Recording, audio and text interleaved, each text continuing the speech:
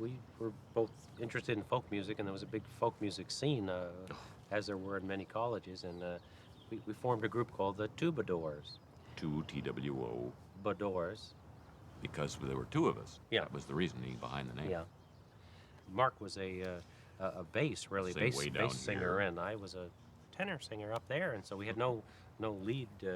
No glue, no middle, no vocalist. So when we went down to New York to see what was happening in the biz, we were playing at a place. The Folk Place. At the Folk Place, which was a wonderful club at the time, and we ran into. It was the flashpoint. It really Jerry. was. That was the hotbed. Yeah. Everyone. It was like a big magnet. Everyone went there, and he was singing. He was backing people up. I thought I was a guitar player at the time. You know, if you have enough vibrato on those nice blue Fender guitars, you can sound like a surf king. You know, but I was drawn to the folk music as well, and I wound up down at the Folk Place and met these 2 guys, and I could play the guitar a little bit. I could sing kind of right in the middle there. You know, mostly just sang for myself. But not a bad-looking gent to boot. No, that's true. That didn't hurt. Didn't hurt. And we ended up getting together, and it just kind of it clicked. It clicked.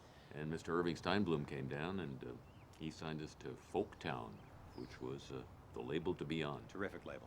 Later on, we were kind of moved down the food chain a bit to the Folktone label, which was a subsidiary. It was a decent label. They just didn't have the distribution. Well, they just didn't have. Well, they didn't have any distribution. No distribution at all. And the covers were printed in 2 colors instead of 4, which I noticed was a.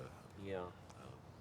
And they had no hole in the center of the record, so a lot of you'd have to provide it the yourself. people complained that you'd get this vinyl, of course, in those days, and it's kind of up to you to kind of center it and make the actual. It would teeter crazily on the little spindle until the hole, and that was a whole. Well, of course, we had no control over that aspect of it, but they were still good records. They were good. It was good product. And if you punched a hole in them, you'd have a good time. Yeah.